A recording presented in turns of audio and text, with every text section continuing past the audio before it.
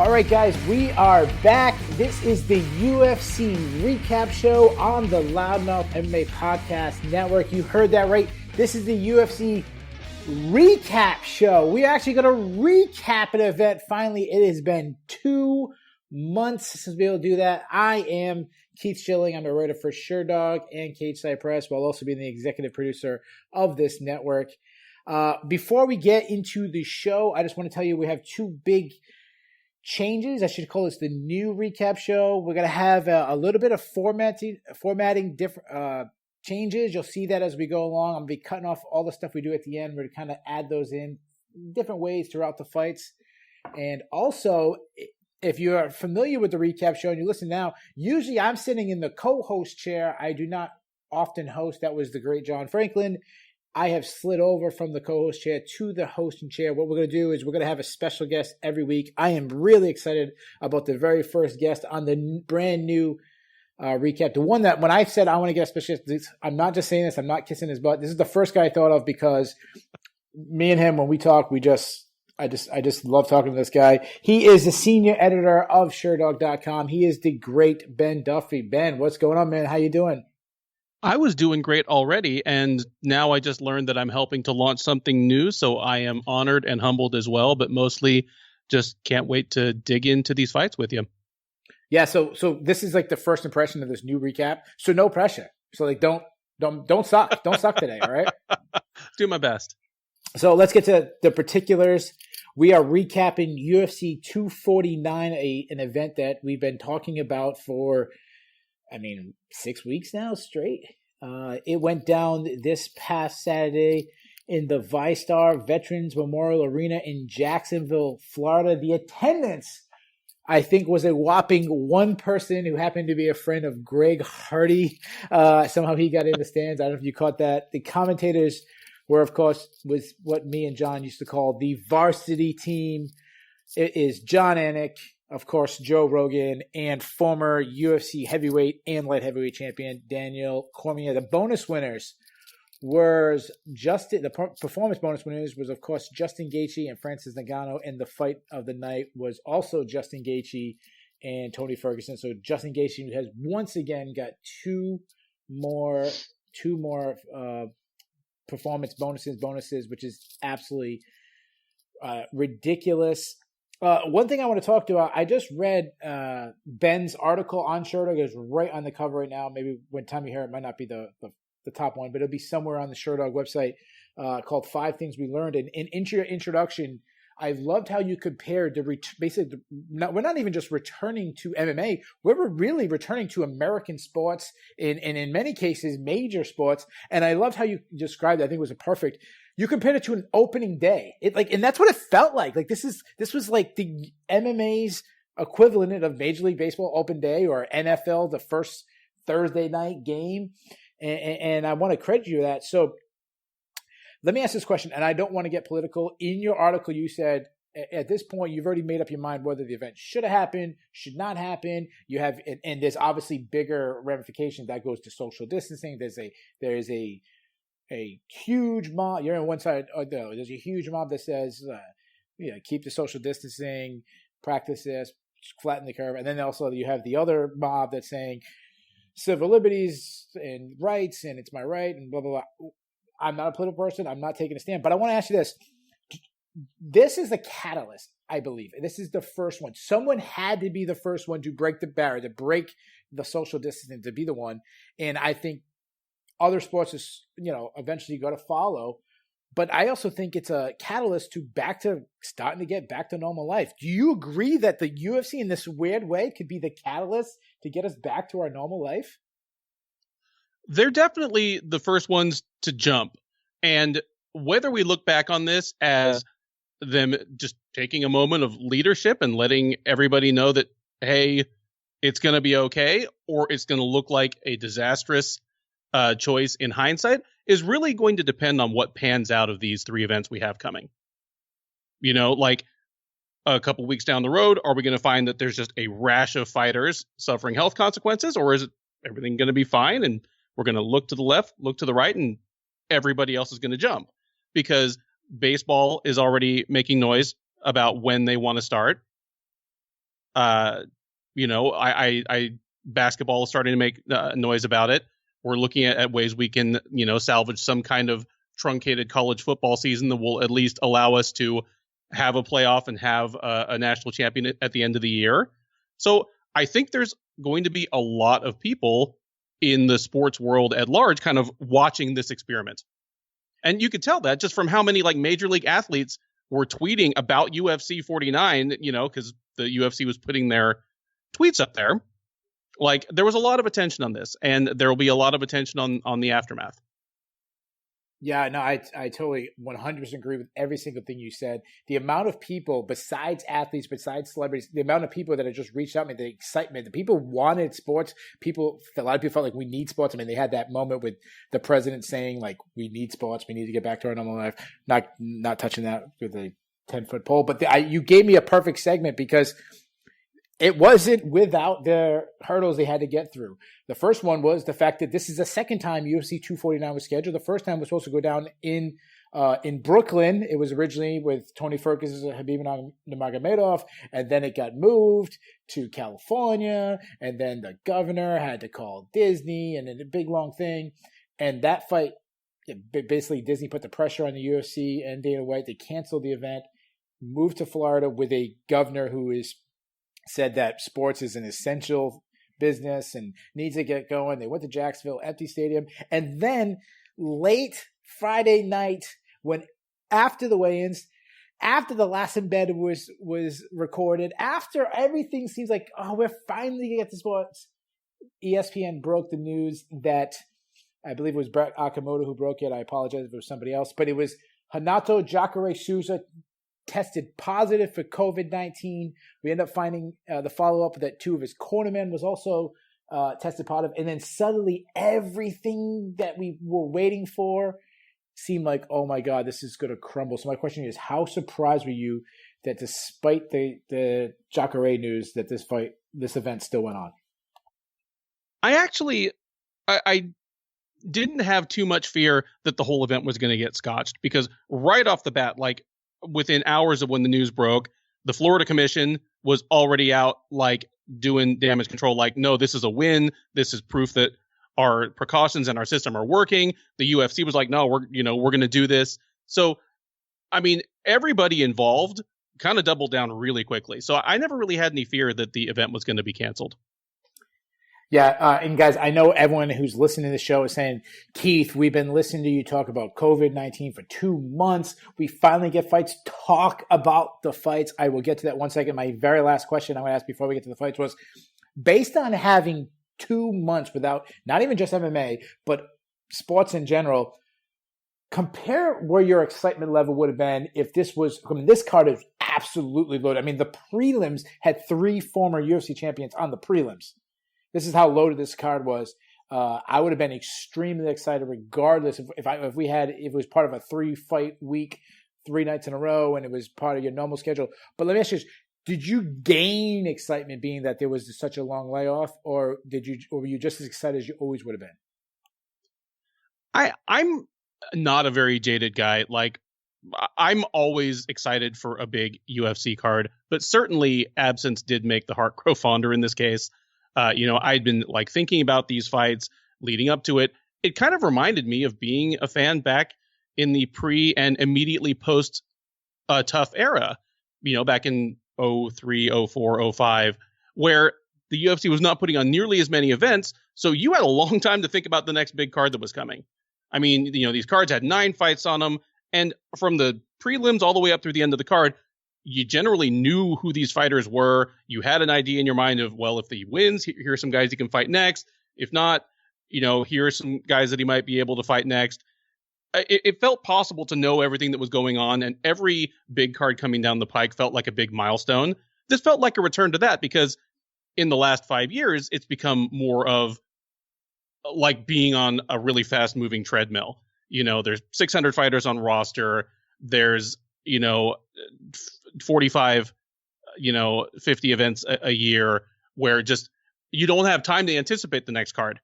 You just keep finding yourself in the situation where you're like, oh man, is that card, a week and a half away? I've barely even thought about this. So it was nice to kind of get back to that feeling of a big card kind of standing out from the landscape and being like an event. Yeah, you made a good point. You talked about those huge gaps. I do a show with Kyle Steele called MMA Yesterday, and I was a fan from back in the day. The first event I ever saw was UFC 6, the debut of Tank Abbott. Oleg Taktarov won the tournament. Ken Shamrock beat Dan Severn for the first time. But he always asked me, like, how do you remember the prelims from UFC 20? And I say, well, you got to remember, I would have 2.5 months before the next one. So you would watch it, rewatch it. You'd be excited, 2 months preparation for the next one. So yeah, that's why when people have trivia, I do so much better from the ones way back in the day, because I would think about the showdown between fill in the blank, Ken Shamrock versus the chemo, I was thinking about it for 2 months, or, Tito Ortiz versus Frank Shamrock and all that stuff. So anyways, we're not here to talk about MMA Yesterday. I just want to get that little plug in for MMA Yesterday. We are on to, I believe we're on to UFC 44, which is the next one, Randy Couture versus Tito Ortiz. But we're moving on. That was actually, here's a perfect, Randy Couture was heading into that fight as the interim champion, the first ever interim champion in UFC history. We're moving on to the newest interim champion in UFC history, and his name is not the former interim champion, Tony Ferguson. It is Justin the Highlight Gaethje, and an absolute one-sided affair where he, basically destroyed Tony Ferguson for about 23 minutes until he got a stoppage in the 5th round. Tony Ferguson was so tough, he didn't even go down, and Herb Dean had to jump in while Tony Ferguson was still standing.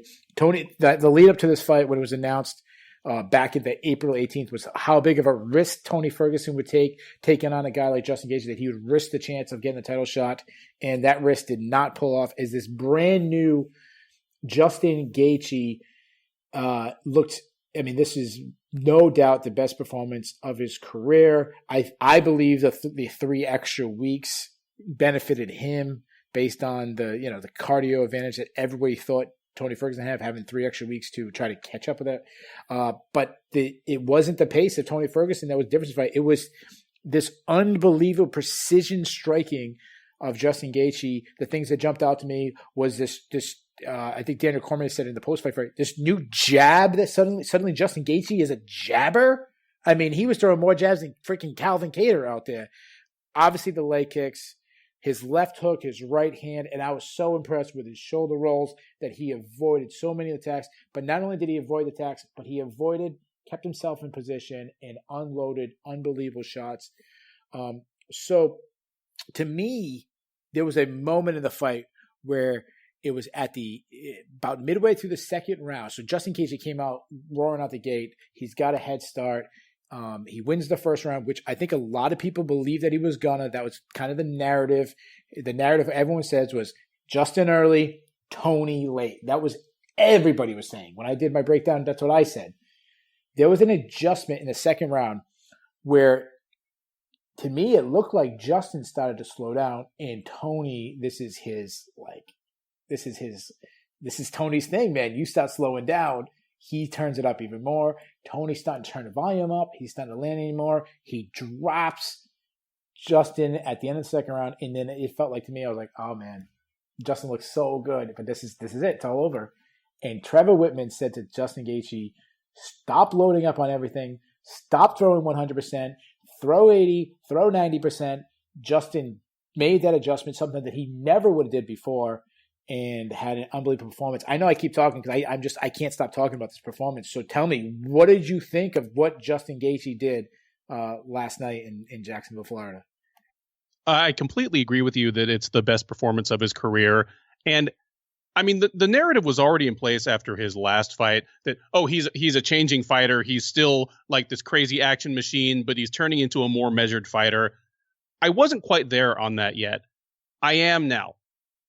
When he came into the UFC, it was already a known quantity that he had some of just the fastest, hardest leg kicks this side of Edson Barboza. But he always kind of underused them. He'd come in, throw a flurry, and he'd always punctuate it with a leg kick, just a very classic kickboxing thing to do. But he didn't make him central to his plans. And I think a lot of the reason for that is that, really investing in leg kicks early is an investment in results and attrition later, especially in a 5-round fight. But Justin Gaethje came to the UFC like he didn't believe the third round existed. Just fought like the building was on fire, and he needed to get out as quickly as possible.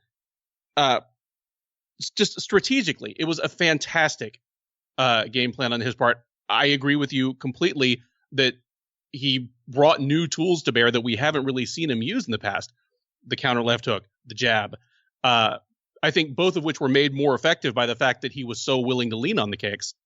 It changed Tony's movement pretty quickly, not just in terms of like physically banging up his leg, but making him more hesitant on his entries. The way, like, it stopped him from doing Tony Ferguson things, and I'm with you at the end of the second round, because I did pick Tony going into this. I was like, okay, here's the point where he turns into Tony Ferguson, starts kind of rolling downhill on a tired fighter, and this is going to be a bloodbath. This thing is over. And you're right. Gaethje made the adjustments, and going forward, I mean, he didn't lose another minute of the fight. Yeah. I've seen the narrative saying that there's so many things on the wrap, and I 100% agree with you. That's why I always talk that I enjoy talking to you. I feel like me and you see fights very similar. Tony looked like the output machine that he is, but he was so limited on the creativity that he normally has. The thing about Tony Ferguson, you'll see a spinning back elbow, or he'll blitz in with a combination, get in the pocket and slice it up. All that stuff was eliminated. Now the output was there just because of how insanely tough Tony Ferguson is. And I want to put out two. You know how people do those Mount Rushmores? There's two Mount Rushmores that was crowned. Now I've seen a lot of people saying Justin Gaethje has the greatest kicks ever.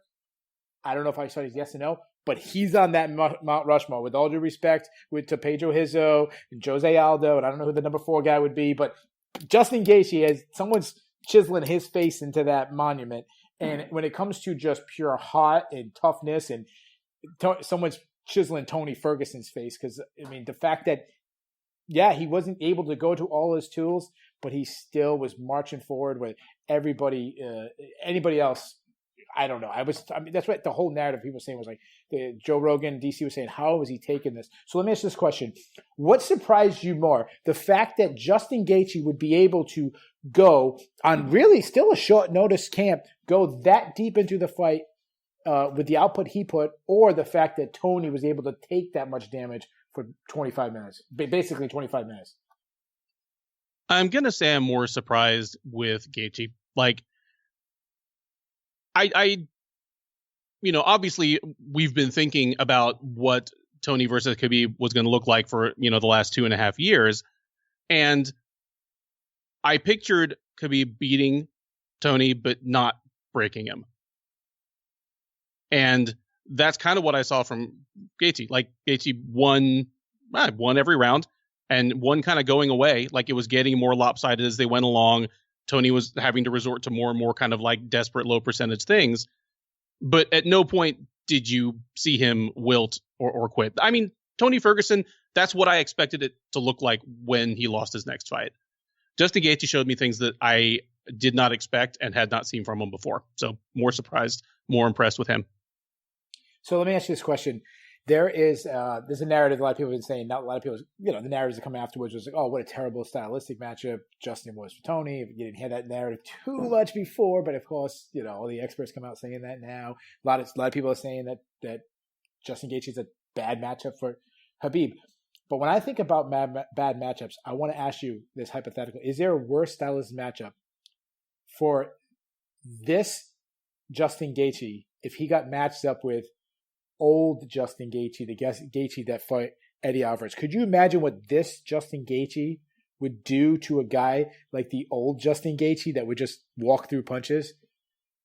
Oh, well, he would do to him what Alvarez and Poirier both did to him, even worse. Yeah, with more power.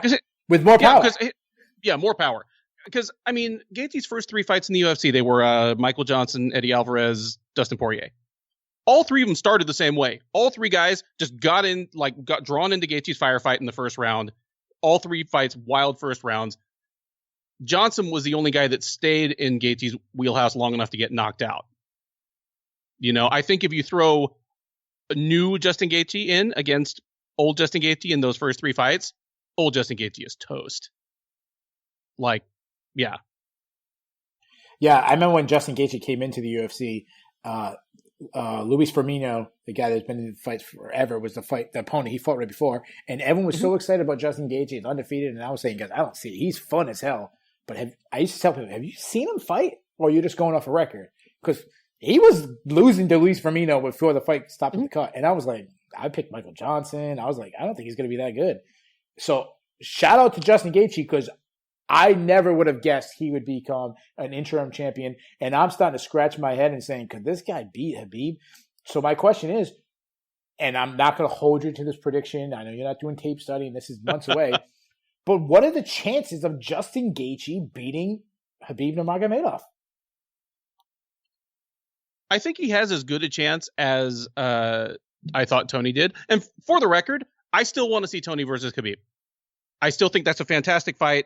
I mean, I would have favored Khabib anyway, but if they fight, even if Khabib wins, it looks different. Khabib has literally none of the tools that Gaethje used to beat Ferguson. What's he going to beat him with, like a jab, clean counters, and leg kicks? Yeah. No, so he landed that one punch against Conor, that fluke punch. Yeah.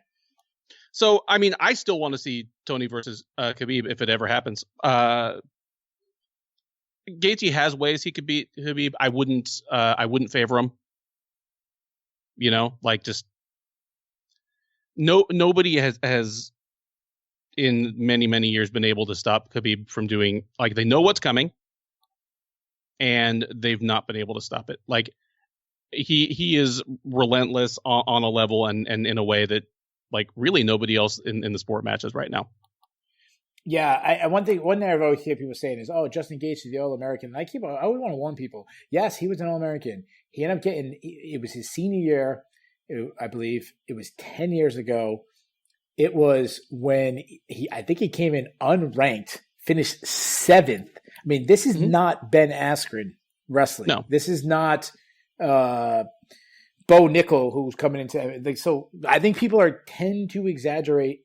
Tyler Diamond was an All-American, and he got out wrestled by Bryce Mitchell, which we'll get to later. So just because they're All-American from 10 years ago, I wouldn't get too confident on that.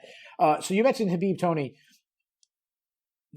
I have a feeling this one or two things happens. We never ever see this fight, or it's one of those fights the UFC put together at the end of both guys' career just to be like, oh, remember when we wanted this to happen? That's what I have. How do you feel? Like, do you feel this fight's ever going to happen? I don't know. I mean, if Justin and Khabib fight this fall and Justin wins, maybe we have Tony Khabib as a title eliminator, around Christmas time. Who knows? Yeah. There are ways it can happen, assuming it doesn't continue to, like, maybe now that it's a lower stakes thing, the universe will stop conspiring against it. Who knows? Yeah, I definitely feel like it's one of those, when I think about the anticipated fights based on, like, talking about it so much and how long of a gap you had. The only other fight that I can really think of was Chuck Liddell, Vanderlei Silva. It was the whole back and forth, Pride versus UFC. And then when they finally fought, both guys had some losses. And while we were still crazy excited, it was like, imagine what it could have been if they both fought insert a year earlier. I feel like this might be the same thing. The one thing I'm really worried about is Tony Ferguson took the kind of damage that suddenly is that downfall, like the quick, like he might get destroyed. I mean, he's 36 years old. He might have took too much damage for his own good. I mean, do you agree with me? He took an alarming amount of damage in that fight. I mean, not in the like the actual little stylistic details, but in the broad strokes, this fight reminds me of Poirier versus Holloway in a lot of ways. And that's another one where, like, Holloway just took, it felt like 3 lifetimes worth of damage in 5 rounds. And that's what it feels like with Ferguson. Like, in the Sherdog Slack chat, we were looking at the punch stats at the end, and we were talking about the crazy, like, high percentage of connection for Gaethje, the raw number of significant strikes. And what I said was, and these aren't significant strikes where you're like, well, significant according to whom? I've seen these fight metric things. Like, you felt and heard those strikes. Empty arena. You can hear the guys even breathing. If anybody had farted, we would have known it. those were thudding punches and kicks. He put a ton of punishment on Tony. So I do worry about that. I mean, he's 36, like you said. He's had a couple of lengthy injury layoffs, and obviously, I mean, he makes it a point of pride to be back on Instagram doing like crazy parkour in his like house, 3 weeks after he has his knee replaced. But it does have to take a toll at some point. He's gonna fall off a cliff at some point. I mean, I hope it's later rather than sooner. I want to see more fights out of the guy, but it's got to be coming at some point soon. Yeah, I totally. It wouldn't surprise me if next week we see an Instagram post of Tony Ferguson being stuck 100 feet underwater, sparring in an octopus or something. Like that. Actually, now that's exactly what I expect. If Tony Ferguson is not sparring an octopus 100 feet underwater next week, then I don't think he's training anymore. Yeah. So it's funny that you mentioned the Max Holloway Dustin Poirier fight, because it was actually another Holloway fight. When I thought about it, I actually thought of the Holloway Brian Ortega fight that kind of damaged the Brian Ortega fight. That's what reminded me of this one, just like almost too much toughness. So let's do this before this is the last question, and we're going to move on because we have a lot to cover. There's so many things to cover. My last question is: now you're a matchmaker, obviously. No brainer. Justin Gaethje is fighting Khabib Nurmagomedov if everything, guys are healthy and everything. Sometime looks like probably late summer, early fall. Tony Ferguson, as we said, I would say he probably should take some time off. He's probably not gonna. He's probably gonna get right back in there. So you're a matchmaker. Who are you matching him up against? Tony Ferguson. I'll give you mine first. I say either do Poirier or do Dan Hooker. That's the two fights that really jumped out to me. I know there's rumors they might fight each other, but I like Ferguson to fight one of them instead. I mean, they had been scheduled to fight each other. If they're not fighting each other, then make that happen. Otherwise, him versus, I would say probably the loser of that, because the winner of that is probably on the doorstep of a title shot themselves. But anybody coming out of that fight, I mean, if Conor McGregor wants to come back and win a fight that'll put him like credibly into the title picture with a win, give me McGregor versus Ferguson. Aside from that, like Tony Ferguson, until I see otherwise, is still a terrifying dude that's capable of beating just about anybody in the world in his weight class. So, give me any top 10 guy that he hasn't beat already. Yeah. Obviously, a guy that's brought up instantly is Conor McGregor. I still think the UFC needs to make Conor DS3. You said incredible fight. That probably is an incredible fight, but it would sell huge. I still think there's not a lot of time to make that trilogy fight. To me, if I'm Conor, that's the fight I'm pushing for, because I think he's a good stylistic matchup against Nate. I think Nate is declining. It's the biggest name. He would win a trilogy. To me, if I'm Conor's management, that's what I'm pushing. But we're not going to talk about Conor because that is a whole other rabbit hole we can go down. So we have to talk about a guy that I'm going to pull back the curtain a second. We have on the SureDog rankings. What happens is the big boss, Mike Fridley, he chats out the group. Hey guys, so I'm thinking about the rankings. Everyone gives their opinion. I was pushing for Henry Cejudo to jump the great John Jones to move to the number 2 spot for the pound for pound rankings after his performance. Henry Cejudo with a second round TKO of the bantamweight GOAT, Dominic Cruz. I'm going to talk about the stoppage and I'm going to talk about the retirement, but I want to put a pin on those, because I think the stoppage and the retirement talk, both those things, have really overshadowed an absolute brilliant performance by Henry Cejudo.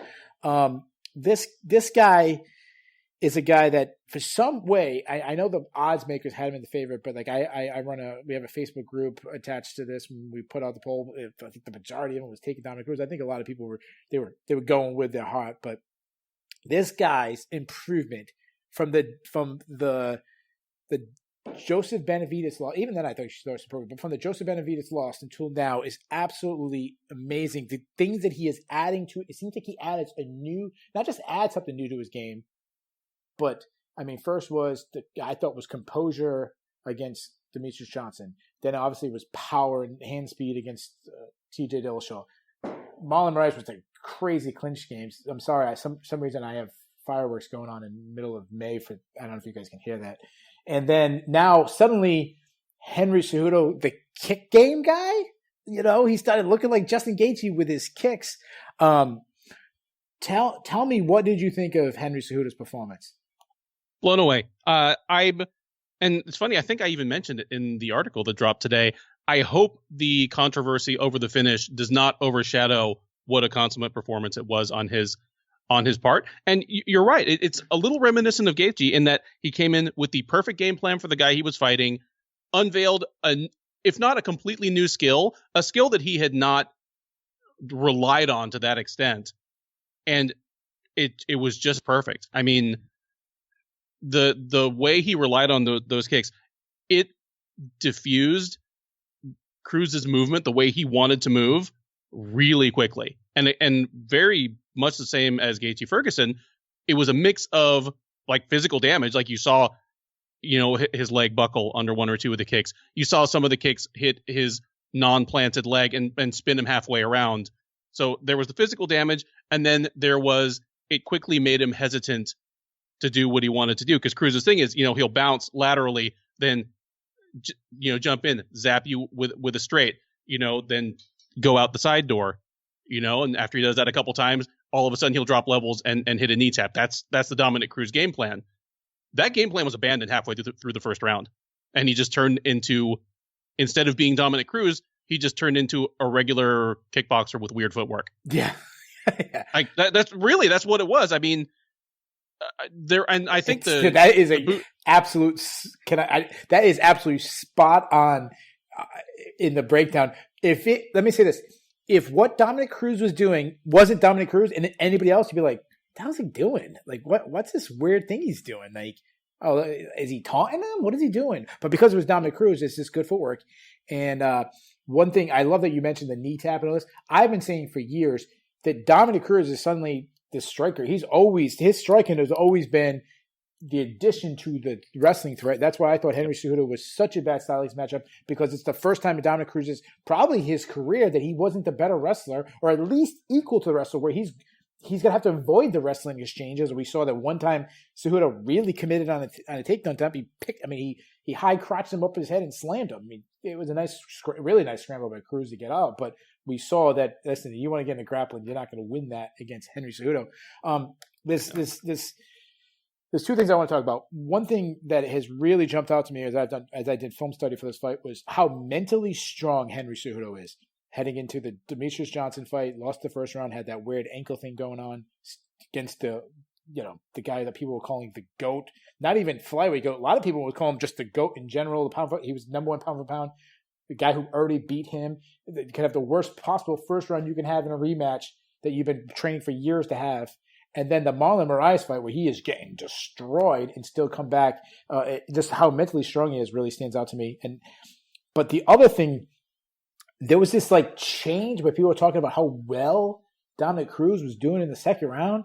And I'm like, that was like if you went to a football game and one team ran up 21-0 in the first quarter.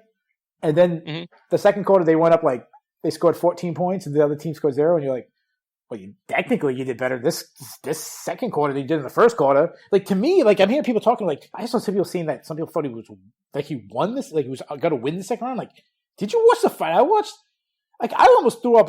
I was like, man, if Cejudo lands a good shot, I might go 10-8 round this one. And I don't know what the hell people were talking about. Like, the whole fight was completely Cejudo. I mean, I don't know. So we are on the same page with me. Like, it was an absolute, like, victory. Something I picked up from Big John McCarthy, not personally from him, but just from an interview he gave once. He was talking about scoring rounds, and in particular scoring rounds that seem really close. Like nobody did a ton more damage, or there was a lot of back and forth. And he was like, if you need to clear it up, just break it into 5 1-minute mini rounds and tell me who won round by round within there. Like in an absence of someone obviously doing more damage or having the other guy in a lot of peril, if it's just a lot of back and forth, then, how they do minute by minute. I'd have to go back and rewatch it, but I think Cejudo probably won every minute of that fight. Yeah, I totally agree. Like I'd probably have to rewatch it, but he looked better, but he couldn't have looked worse than the first round. Like it was. I mean, to me, honestly, the most telling moment was probably right near the end of the first round, where Cruz really went for a takedown with intent. It wasn't just get the guy to flinch, but really went for a takedown. Cejudo pancaked him so hard they clashed heads, and I was like, okay, like Cruz isn't going to be able to take him down, and he's getting chewed up on the feet unless Cejudo like makes some weird mistake. This is going downhill quick. Yeah, I'm so glad you mentioned that about them clashing heads, because when I wrote on the mentally strong, I wrote like DJ Moraes in this fight, and I forgot what stood out to me. The mentally strong part is they stopped the fight. There's a cut over his eye. Who knows how bad that's gonna be? And Cejudo doesn't bother me. He goes, yep, you know what? I'm just gonna turn it up. And 10 seconds later, he hits that knee, floors Dominic Cruz, lands the ground strikes. Now, I don't want to sound like I'm kissing your ass, because we're like totally in sync through this whole show. So I'm going to tell you how I feel about the stoppage first, so no one can accuse me. This is how I feel. Nolan King is one of my best friends in the MMA world. I think he's one of the best. He said something one time on a show that stood out so to me that I never thought of. I think it's great. You have this like perfect line. This is the line for a stoppage, right down the middle. This is the perfect, and then it's a pendulum that swings. Swings late, swings early. I feel like the pendulum is on the early side, but right in the acceptable line. Like, was it an early stoppage? Yes. Was it acceptable? I think it was, because Cejudo was landed 7, 8, 9, 10 strikes in a row, and Dominic Cruz is moving, but he's getting hit, and then he's getting more and more. So I think it was a good stoppage. Tell me why I'm wrong. I can't tell you you're wrong. I think the stoppage was fine. I haven't rewatched most of this card. I've been beat and I've been busy since then, since we have another card in 3 days. But I've rewatched that stoppage a lot of times, because they showed it to us. I mean, probably 3 or 4 replays just right then, and I pulled it back up and watched it again a couple times this morning. The problem is that just in the 0.3 of a second from when Keith Peterson decided I'm stopping this to when his body physically arrived there, Dom started to stand back up. If he had jumped in 2 punches earlier, nobody would have said word one, because Dom had taken 7 straight punches to the side of the head. That's absolutely right. I mean, I'm usually slow to second guess referees, even though I think there are a lot of terrible referees out there. I'm usually slow to second guess them, because they're making decisions in real time in split second that I couldn't make. And if you just pause that, like the minute Dom's butt hits the floor, and say, okay, is this fight over or not? Dude, Dom is glassy-eyed and doesn't know what planet he's on. It just happened that, he recovered. Mm-hmm. He's an elite athlete. He's a veteran guy. He's got a great chin. But I'm fine with the stoppage. Like, it doesn't bother me. Like, it looked terrible in the moment because Dom was getting back up to his knees, but yeah, like it's the weird thing where it would have been less controversial if it had actually been stopped a split second even earlier. Yeah, honestly, I think you're absolutely right. And the other thing is, if say he doesn't stop right then, he lets it go another second, who knows how many more strikes that Cejudo will be hitting. And then maybe we're arguing the opposite. Why didn't you jump in and save him? Why did you this is a late stoppage? So I agree with that. And the other thing I think, the reason why it's so controversial is people wanted Cruz to win. If we flipped the roles in the same exact scenario, I don't think people would be calling about how late of a stoppage is. I think people would be celebrating Dominic Cruz. What an amazing story, his comeback. I don't like Dominic Cruz's comments after the fight. He talked about Keith Peterson smelling like booze and cigars, and to me he came off like a really poor spot. I'm going to give Dominic Cruz a pass because this is the first time he's lost 2 fights in a row in his entire career. He's had 3 years to think about his last loss. He's probably thought about coming back and the glory of coming back, and it's hard to accept a loss. So I'll wait till Ariel Helwani show on Monday. I'm sure he'll be a guest or whatever he says. If he's still saying those things, then I think that I'd call him a sore loser.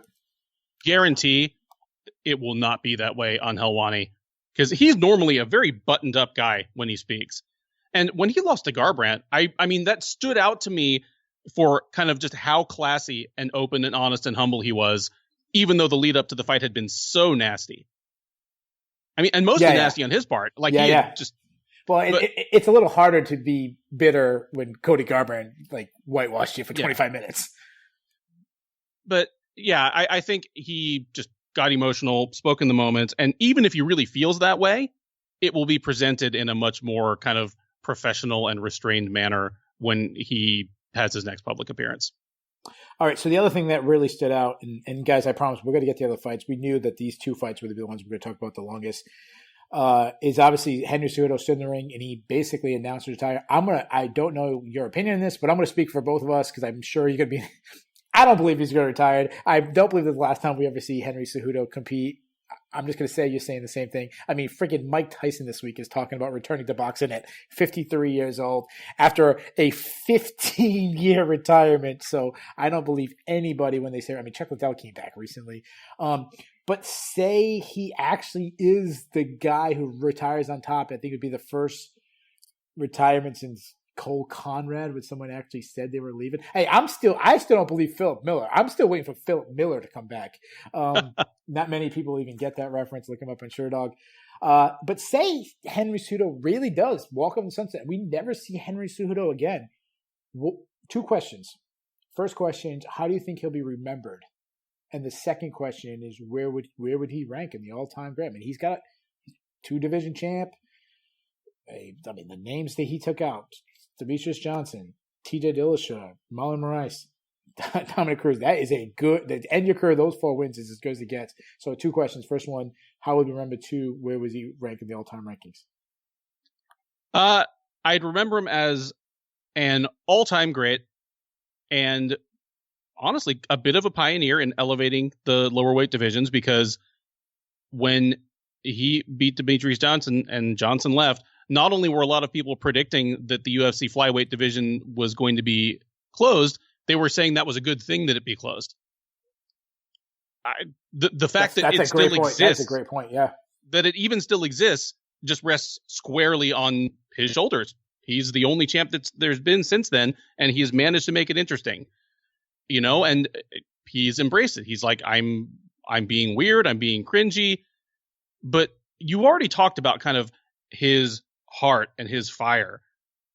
There is a hard divide between him like wearing a plastic Burger King crown and like asking to fight Amanda Nunes and just clowning around and what he brings when he's in the cage. And that's what I'd remember about him. As far as legacy, I mean, he's done incredible things in the last 2 years. It feels like too short a time of greatness to put him like in the top 5 all-time pound for pound fighters, agree. But he'd certainly be knocking on the lower reaches of the top 10. Yeah, I feel it. I put him in that category with your Chuck Liddells and your Randy Couture's. I totally agree. I think he's probably at least top 15 at this point. All right, so I'm gonna have a couple questions. First question is, say they talk Cejudo decides he's not retiring. We got to match him up with a bantamweight next. I say Aljamain Sterling's the guy. Who do you say? Either Aljamain Sterling or Peter Yan. Or no, Peter Yan is supposedly fighting Marlon Moraes in Russia or in Kazakhstan this summer, unless that's been bumped. Yeah, but so that could be. I would have been fine. That could be a title fight because they asked Dana White about who should fight for the title if this really happens, and he said, "Well, Peter Yan versus somebody." So maybe they just make that if that happens, which who knows with Corona if that's going to happen, but maybe that's it. Maybe Marlon Moraes is I mean, he's coming off the win over Jersey Aldo, who somehow was getting a title shot. I mean, one thing I'll tell you is you probably know that I work a lot with the SureDog Fight Finder, just our database of results worldwide. MMA in the former Soviet republics is still going full crank. Like these little promotions that you've never heard of are sending us 15 future cards to happen over the next 5 months. So if the UFC wants to go to Kazakhstan in June, I tell you at the very least, Kazakhstan's not going to stop them. So if they want to have that event's going to happen. But yeah, either Aljo or Yan. It sounds like Yan's tied up. Aljo, he's waited for so long. He's so deserving. Like, he's always been a good fighter, ramped up into an extremely good fighter in his last, 3 or 4 performances. Give that man his shot at the crown. And man, if Cejudo's really going away, Sterling has a certain charisma that it's unforced. Like, he's not going to have to decide to put on the plastic Burger King crown. He's probably got a real gold one in his house somewhere. Well, he does have that fake gold chain thing he wears. I don't even know if it's fake. Oh, he's admitted. No, he's admitted. Oh, he's admitted? Yeah. Someone called him out on Twitter. He's like, dude, of course it's fake. You know how expensive? He's like, this is when he was like coming up on the prelims, and he's like, dude, I was second fight from the bottom. That would be like $20,000 if it was real. Yeah, it's like, I make 12 and 12. I'm not buying no chain. Yeah. Like, he couldn't afford it now, and he's near the top of the card. So I want to move on because we talked about that. I think it should be Aljamain Sterling. You're okay with Sterling or Yan. The very good possibility that Yan versus Moraes could be for a vacant title. So just real quick, we got to move on. Two words. If you're making the matchup, no one has a say. The two guys fighting for the vacant title are who? They're Sterling and Yan. Okay. Yeah, I totally agree. That's exactly the two that jump out to me. Yep. Moraes is deserving, but he's already had a shot at the title. Yeah, no, I totally agree. The last thing I want to talk about before we move on to Francis Ngannou is Dominick Cruz. To me, Dominick Cruz, 2 fights in a row. We already talked about lost 2 in a row. To me, I was saying in my breakdown, people hated it, saying, how dare you say that? I said that because if you say something about a golden boy, people hate you, but they don't want to really do the film study to do it. I said Dominick Cruz was slowing down. It was very obvious in the Cody Garbrandt fight. I've said that I always thought his wrestling defense was grossly overrated. I actually was more impressed with his scramble, so I might have been wrong about that. But I mean, Uriah Faber in his last win, Uriah Faber picked him up in the end, slammed him. TJ Dillashaw got a lot of takedowns on him. Cody Garbrandt took him down. But to me, he looks like he's slowing at his age, all the injuries, and then now TJ Dillashaw. And if you looked at the late in that fight, was kicking the legs. I think Cejudo saw that, took advantage of it. So to me, there's a huge glaring weakness in Dominick Cruz. I couldn't imagine if Dominick Cruz got matched up against Marlon Moraes. That would be the worst stylistic matchup for him. I think Marlon Moraes I didn't want to think about Dominick Cruz's legs. So Dominick Cruz, obviously, he says he still wants to fight. I would put him against Jose Aldo. I like the 2 Asian veterans, the 2 Asian legends, a fight that never really crossed my mind until now they're in the same division. That's where I would go. Who would you like to see Dominick Cruz fight next? When I say fight next, sorry to interrupt you. When I say fight next, I mean 3 years from now when he returns. I had not even really thought of Aldo until you mentioned it, but I'm like, well, Aldo, just successfully made 135 in his last appearance. I would be fine with that. The thing is, I never understood how or when Cruz became a golden boy, because I think of the guy, I'm like, he was always like just a really kind of salty and grouchy personality that he has remained even as he's become an analyst. Like, he is the most knowledgeable analyst who makes me enjoy MMA the least of like anybody they ever put at that table. Like, when did he become a golden boy? But you're absolutely right. There's so many people who seem to overestimate his chances in this fight because they love him so much or because they just hate Cejudo. I don't know why. Yeah. But the thing is, as much as I've always thought he had kind of like a unpleasant personality, I've always enjoyed watching him fight. Like, I don't think it's a perfect style, but it's a unique style. It worked like a charm for a lot of years, although, as you've pointed out, it was dependent on foot speed that may not be there anymore. But I'm fine with him. Like, I didn't see anything on Saturday night that makes me want to see him fight a top 5 bantamweight.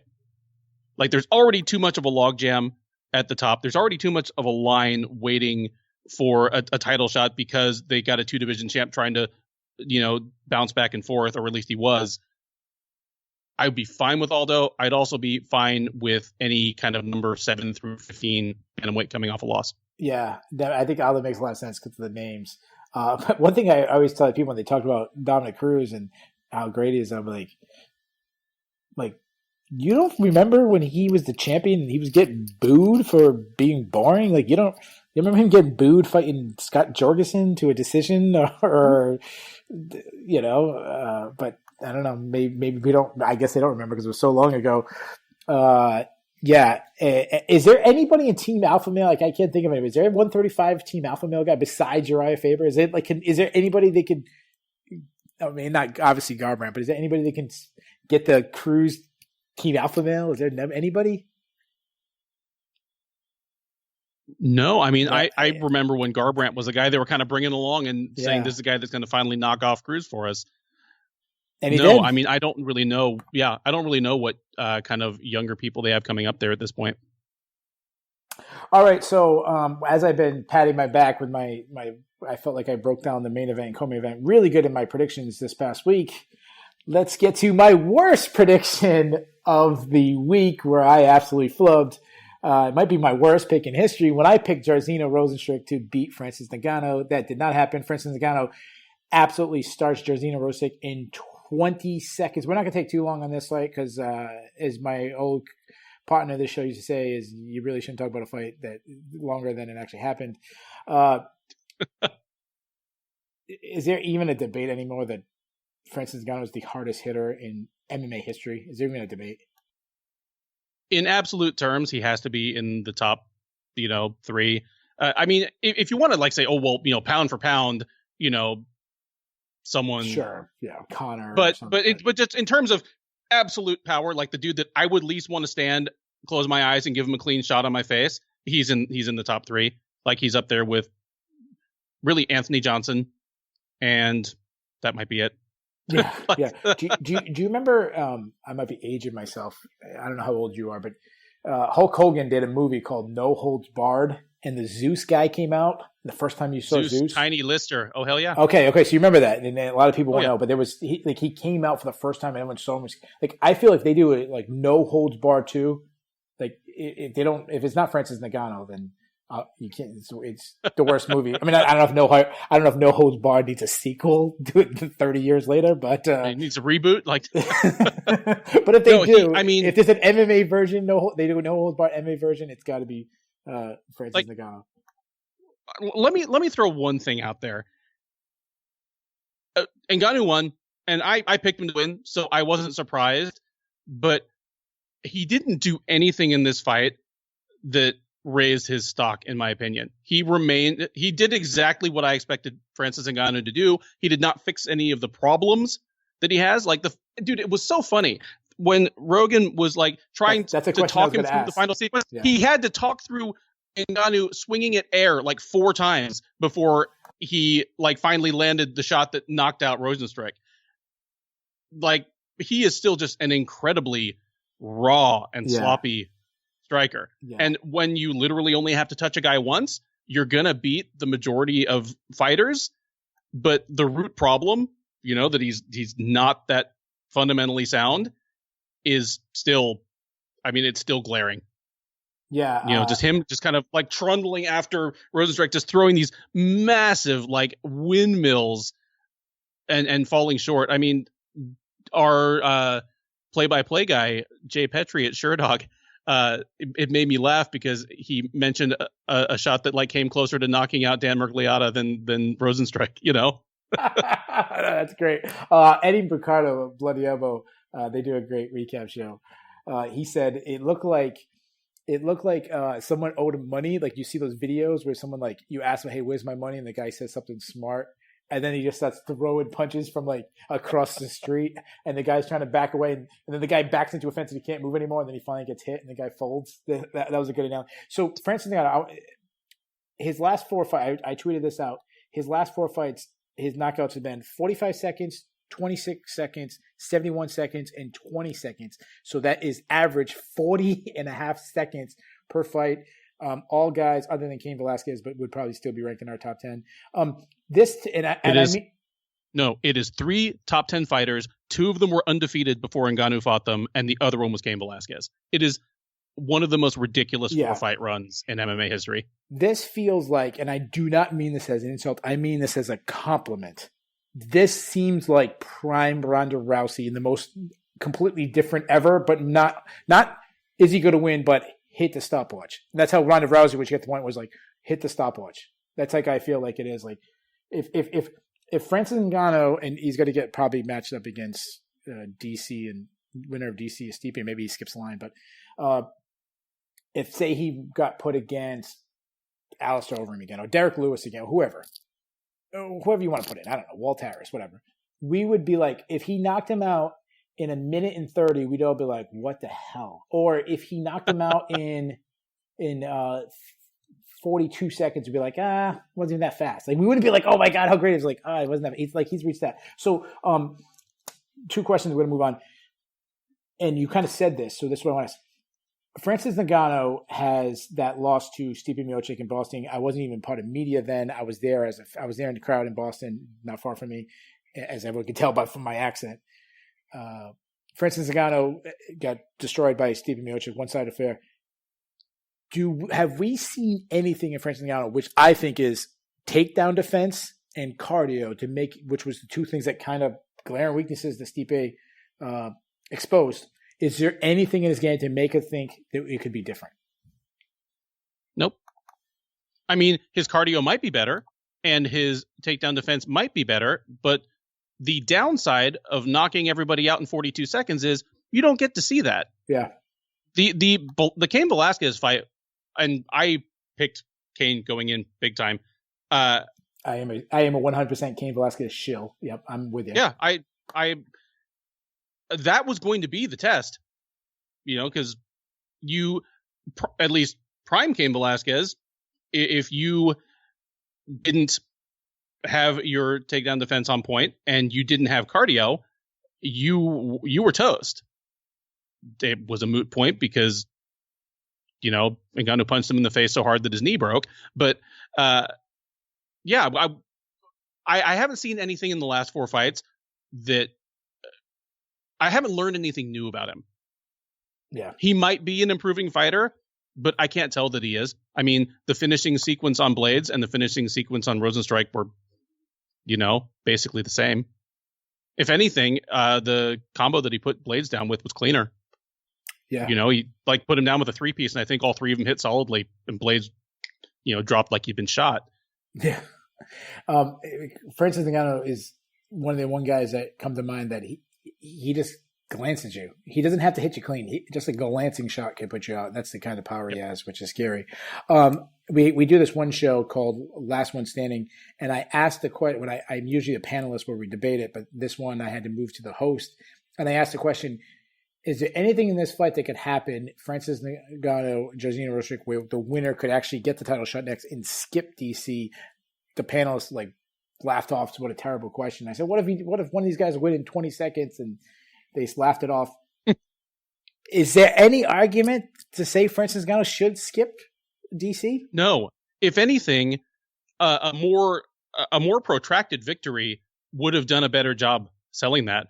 If he had shown just, sound striking, and survived, because Rosenstrike is a fantastic offensive striker. He didn't get a chance to get untracked, but if he'd shown himself capable of defending himself from Rosenstrike, if he'd taken a couple shots from him and walked through him, if he'd won the first 2 rounds before just destroying him and putting him away in the 3rd, then I would have said, okay, I want to see that guy fight Stipe. But like I said, the guy that I saw on Saturday, it was impressive as hell. It was a horrifying knockout, but nothing I saw there makes me want to see him jump the line, because he was that guy the first time he fought Stipe. Yeah.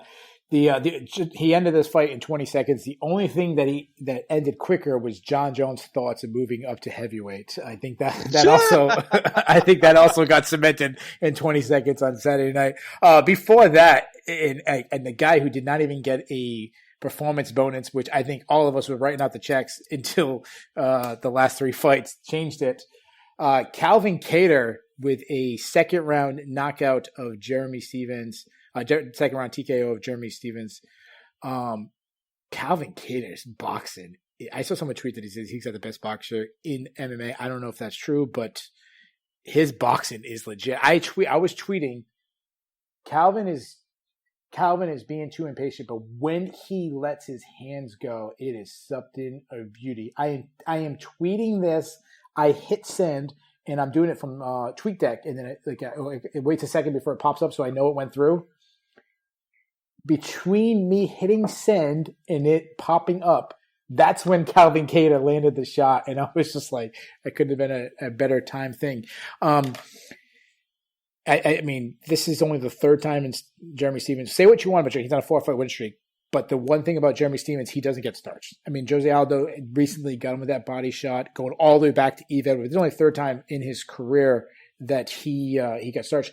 That said, I have still 3 big questions about Calvin Kattar.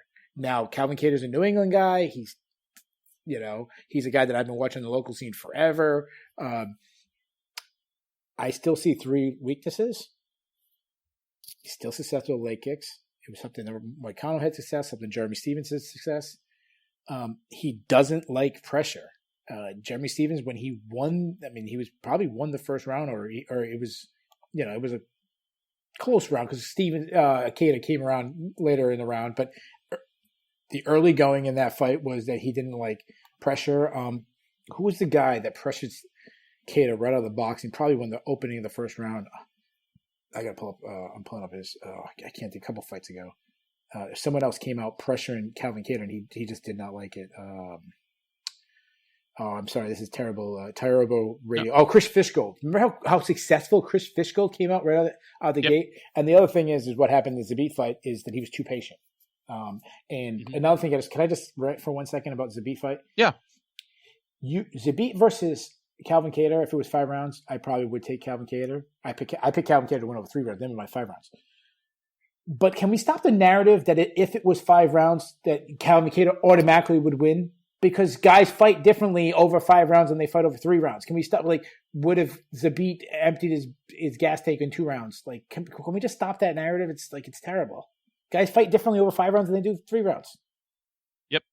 If you want to say, if you want to say that I would favor Calvin Kattar or it would help Calvin Kattar, sure. But don't say he automatically would have won if it was 2 extra rounds. Right. I mean, if they'd given them 2 more rounds right then at the end of that fight, Kattar had all the momentum. 100%. But if they announced them for a 5-round, headliner of some fight night 2 months from now, I don't know that I'd pick Kattar. I don't know if I would, even knowing going in that it'd be I would like his chances better, but I'd probably still favor Zabit. Okay. Well, I would take Calvin. But so you heard my thing. I'm high in Calvin. I think he's in boxing, but I also think there's some weaknesses. How do you feel about him overall? You've laid it out. He's susceptible to leg kicks, which is, that's a classic thing for people who come from straight Western boxing. When you think of Rampage Jackson, BJ Penn, to the extent that they had weaknesses in their prime, always kind of susceptible to leg kicks. When you're used to being a boxer and standing like a boxer. Oh, I think I lost Ben for a second. Hopefully he comes back. Let's see. Oh, you're back. I'm sorry. Yeah, you broke up for 1 second. You were just talking about being you saying successful when you're a Western boxer. I think you were going to say leading on that front leg, but a lot of they always do is leading on the front leg. Yeah, it's unintuitive to check leg kicks. When that's the way you've been taught. This is how you stand and defend yourself. It's not unique, and it's not an absolute, game killer. When I compared him to Penn and Rampage, well, those are 2 guys that had pretty good legacies. And I agree with you that he gets pressured early and doesn't seem to develop a sense of, and I take that back. I don't know if it's a thing of developing a sense of urgency or just starting to get the range, but even before he knocked out Stephens, it was turning. You talk about breaking the round into 5 1-minute mini rounds. The last minute and a half of that first round against Stephens, I thought Kattar won. He was starting to land. I totally agree. He did more damage, and because of that, Stephens' leg kick started to dry up because he was getting countered in the face when he threw him. So a lot of moving parts there, but impressive performance from Kattar. I think he's definitely kind of hovering right beneath the top 10 of one of the deepest divisions in the sport, and I'm excited to see it because I love watching him fight. Yeah, I 100%. I know it sounded like I was trashing him. I just wanted to point out some weaknesses that I think he needs to work on. But I absolutely love watching Calvin Kattar fight. And you said it right there with the division. Sign me up for anybody ahead of him. Like every single fight's exciting. It is one of the deepest divisions. If I have to pick a name, I think him and the Korean Zombie would be so much fun. Let them. But what I would really like to see Calvin Kattar's next fight, I would like Calvin Kattar to come out throwing ahead. Like I would like to see him come out with Jeremy Stephens while he's coming right out the gate. First thing he does is not throw a jab. First thing he does is throw a 4-punch combination. Because no one's expecting, everyone's expecting to start off throwing a huge combination. Brian Knapp of Sherdog, who writes our matches to make columns after each event, he called for Kattar versus Yair. Do you like it? Yes, absolutely. Okay. Yeah, no, it's like Brian Ortega. Yeah. Sure. I mean, who else is up there? Anybody? Take check. I mean, if you even want to go all the way, say Volkanovski fights somebody else, you want to go with Max Holloway? Sign me up. You know, like I love it. I love it. Yeah. And those would all be steps up for him in terms of like ranking, but I think he's earned that at this point. Because he was a guy who was already coming up, and he, they matched him with Stevens, who's, now lost 4 in a row with a no contest in between. Kattar deserves a step up after this. And if it turns out to be he gets someone like Ortega and that was just too much too soon for him, he at least deserves the chance to try and show that maybe he surprises us, maybe he takes a setback, but, he's not an old guy. He'll be around for a while. Let him take a step up and show what he's got. Yeah, and just to give you guys a feel of the New England scene, Calvin Kattar was a guy that people liked, but there was nobody who saw him this high in potential. Like people thought, like, oh, maybe he could squeak into the UFC, win a fight in the UFC. Nobody, other than the like fanboys who's picking Jorge De Castro to win the title. And I'm not talking about those guys, but I'm talking about like your people who are fair. Nobody saw this high of potential of Calvin Kattar. So, good for him. Speaking of leg kicks, we have Greg Hardy versus Jorgen De Castro. The UFC bad boy Greg Hardy picked up a unanimous decision over Fall River, which is a place I used to live in, Fall River's own Jorgen De Castro. To me, there was a lot of good, a lot of bad. Speaking of Greg Hardy is, I still think he's elusive. I actually think he has a decent jab. He was adding like some teep kicks. I think he's got a good chin. Like he hasn't been rocked yet. Then there's the glaring weaknesses. The first is checking leg kicks, which it seems like it's like the third fight in a row we talked. Actually, fourth fight in a row that we. Wait, is that 5 fights? I don't know how many fights in a row. Leg kicks was the theme of this fight. All the main card was leg kicks. And the other thing that really jumped on me, late in the fight, it was probably 1-1. He's winning the third round. There's about a minute left. Jorgen De Castro's on his back. And I'm like, Greg, if you want to win, just jump on and hold him down. You won the third. You're going to win the round. You're going to win. And he said, hey, let him up. He didn't want to go to the ground with Jorgen De Castro, who's not known for his ground game, which to me was like, that was like the red light. Like, whoa, he is still worried about going on the ground. That he didn't want to go for a minute. You wrote in your top 5 facts, you kind of said this thing I really like that you talked about what is his ceiling. So let me ask this question: What do you think Greg Hardy's ceiling is? I think we might be seeing. I think Greg Hardy's ceiling might be a slightly refined and more seasoned version of what we're seeing right now. I mean, I said in my column, whoever said practice makes perfect must not have come from mixed martial arts, because this is a sport where somebody can cross over from kickboxing and still be a liability on the ground like 10 years and 30 fights later. Yeah. Practice does not make perfect. Yeah. Yeah. Dwayne Ludwig, and there are some guys that they can have the best camps. They can devote their life entirely to it. And just certain elements won't stick. I mean, and I said this again, Brock Lesnar won a UFC title and defended it twice in spite of being a less skilled striker than literally everybody he fought his whole career. I mean, sheer physicality can make up for a world of sins. But especially at heavyweight. Especially at heavyweight, where there's no requirement that people need to be even remotely close to the same size.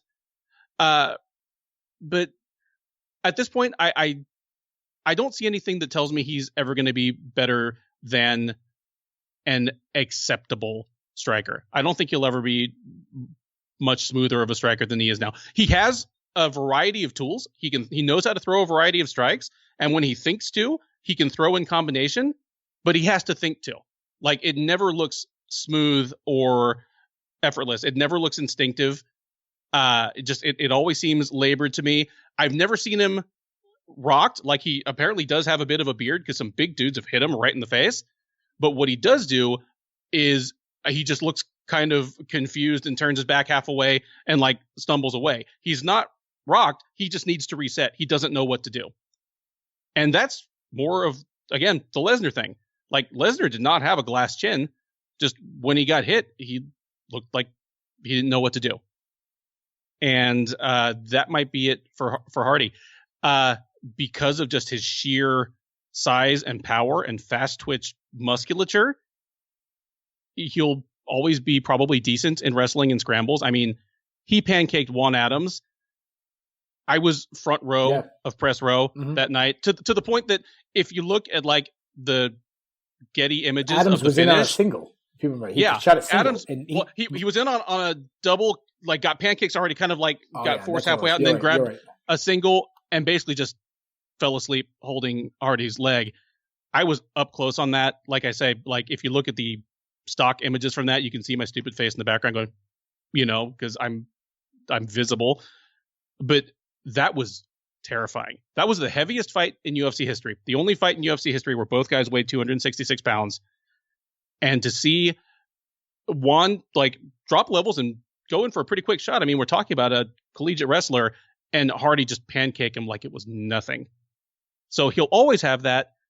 I have no idea what his submission offense or defense are like, but I haven't seen anything that tells me that Greg Hardy will ever be a great fighter. But you don't have to be a great fighter to hang around the UFC and pick up checks for a long time. Yeah, that is 100% true. And we talked about heavyweight being the one division you really can just have these physical tools and get through it. I mean, the skill set of Tim Sylvia, only at heavyweight can he be the champion. No other weight class would he have ever been the champion. Let me ask you this question. I felt better and higher on Greg Hardy and he lost to Volkov than I did in a win over Jorgen De Castro. Like, no, the Volkov fight is the best performance of his career. Yeah, like I was like, whoa! Even especially the first round of Volkov, I was like, he's showing something. Like, he looks all right. And now it's like, no, even in the final round, he was like clearly outclassed. Final minute, he kind of it. But even the whole last round, like he was clearly being outclassed. Volkov had way more weapons, better footwork, just crisper striking. He was piecing him up, but I mean, Hardy didn't quit. He didn't wilt. He was still trying to win the fight. Yeah, I mean, it was the best performance of Hardy's career, even though it was a loss. Yeah. So when I like to break down film, if I break down film and someone doesn't jump out to me, I kind of have this rule. I say, okay, I have like 4 questions. I'll say, fighter A, what's his strength? Fighter B, what's his weakness? Fighter A, what's his strength? What's his weakness? Fighter B, what's his strength? What's his weakness? And then does anything cross over? Where this guy's strength can take care of this guy's weakness. And that's why I pick him. If I was doing Greg Hardy's, it's really hard to know what his weakness is because his last 3 opponents, in my opinion, all fought him the same way. They let him stay on this out game. And I don't know if it's just like you talked about the physical, this is an elite athlete. I've interviewed him in Boston. He is a big, scary dude. He shook my hand and it was the first time I felt like a child next to a guy. Like he shook my hand and was like, and so is it that he's that intimidating that nobody's willing to get into that and turn into a brawl to check his chin? I mean, Volkov's of the 3 guys who's skilled enough that he obviously he's long and length that he could use keep kicks and long punches that he could win that one. But Jorgen De Castro and who was the guy before it? Ben Sassoli, they don't have that skill set where they can fight an out fight. They pretty much was giving him the victories by letting him just use a teep kick and jab and kind of move. So do we even know if he's improved, which I think is his cardio and his takedown? Is there even like a sign that he's fixed it? Because there could be huge glaring weakness that that has not improved since his first fight in the UFC. And you're right that nobody wants to like kind of touch him and engage him and feel that strength. And until somebody tests it, I mean, we won't know how he'll respond. And I swear that I am not saying that Greg Hardy is the next Brock Lesnar, but just to make the comparison again, that's the way a lot of people treated Lesnar. And when he fought the smallest dude he ever fought outside of like his professional debut, Randy Couture was fine in the clinch. Couture got killed at range, but when they clinched and everyone expected, Couture to just get like crumpled up into a little foil ball and thrown into the third bleacher, no, like, Couture turned him around against the fence, mashed him against the fence, like was mugging him with some short shots. Couture lost the fight from like 4 feet away when he like took a canned ham to the head. So until somebody steps up and tests Greg Hardy there, we won't know whether it's a strength or a weakness. But again, I'm just going, given how kind of awkward and forced all the other tools look, I'm going to guess it's a weakness. I'm going to guess an Alistair Overeem type would just get him in a collar tie and just knee his guts out of his butthole. Yeah. I totally agree at this point. Randy Couture, I remember in the interview he said, is when Brock Lesnar, the punch that ended up dropping him, he said his hands are so big that normally that slips the punch, but he didn't adjust to how big Brock Lesnar's hand is that he thought he was good, and then that's what clipped him, and that's all it took. It's funny that you mentioned that because I kind of referred to that in passing in my column. I said they're not the same guy, but they bring a level of just sheer size and physicality that you can't really prepare for. Because Couture is like, I did all the proper game planning, just there was nothing I could do to prepare for just the sheer physical tools he brought. What would have been a slip punch instead put him down.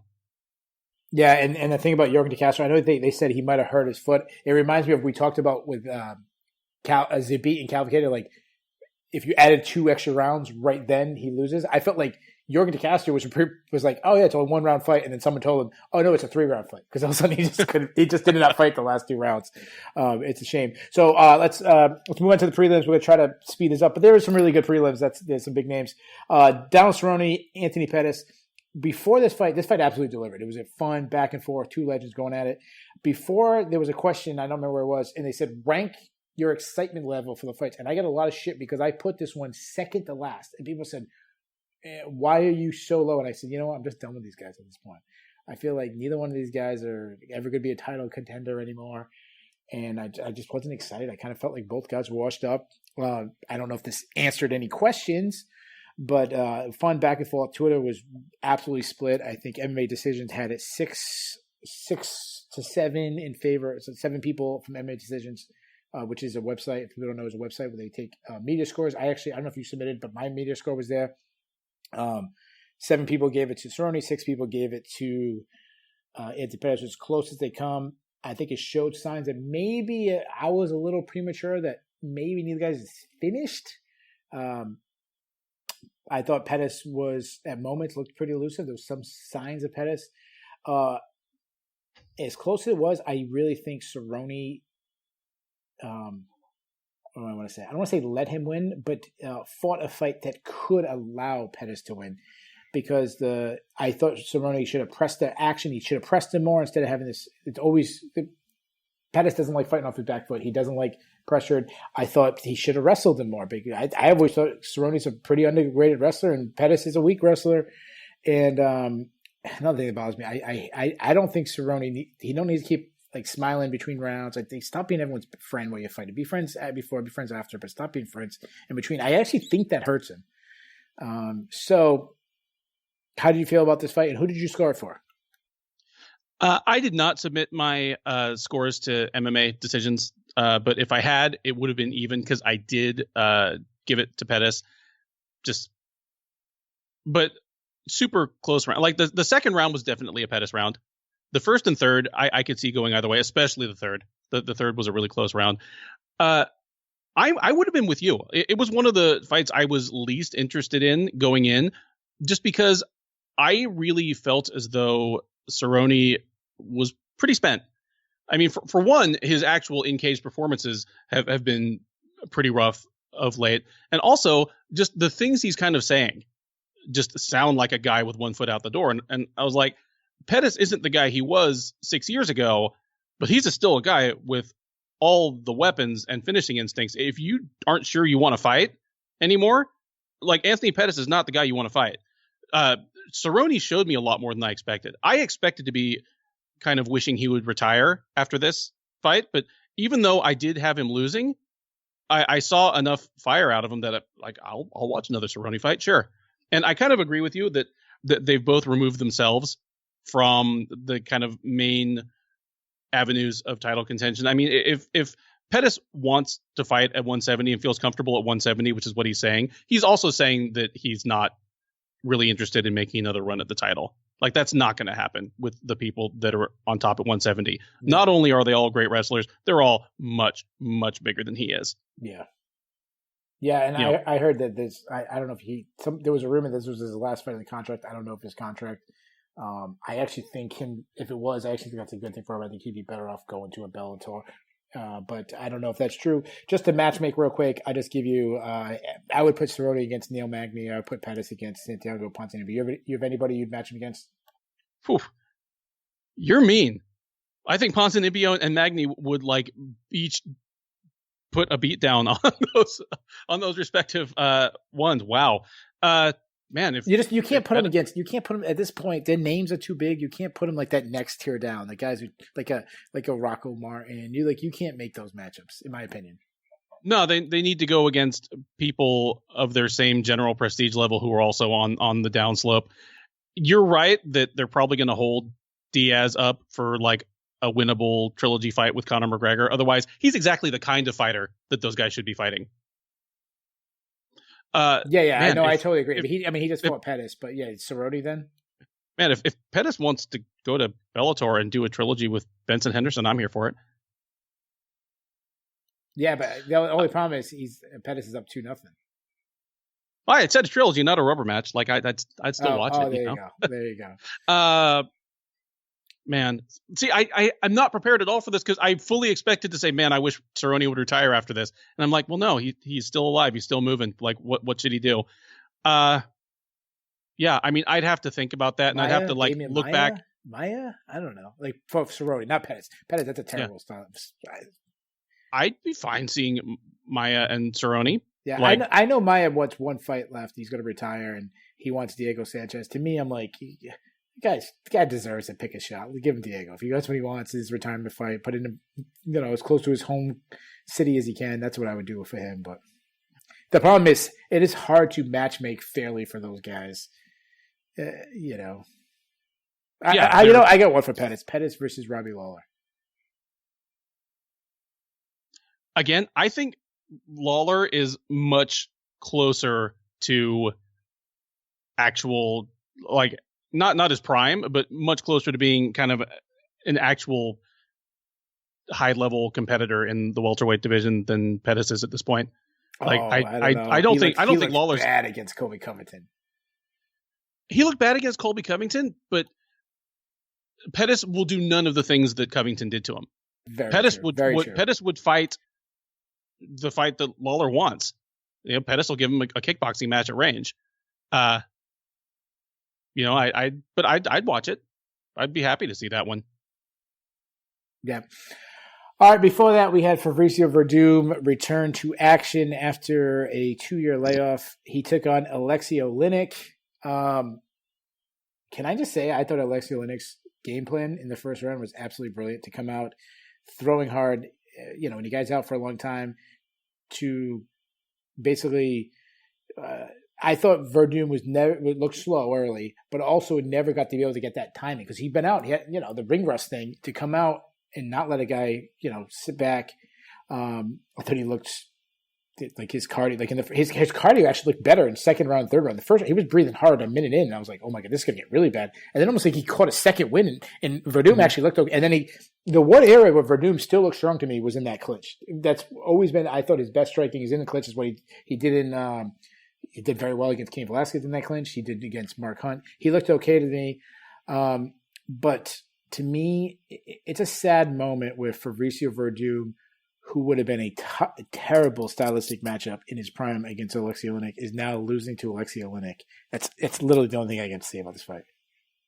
And yeah, the way the first 3 minutes looked, I was surprised that Verdum even made it to the end. He did look better, speaking very relatively, in the second and third rounds. And then won the third round and almost stopped him. I actually thought when there was about a minute and a half left, he kept searching for different submissions. I'm like, you're in mount. Just stand up and punch. You could steal the fight with a TKO. What? Just punch.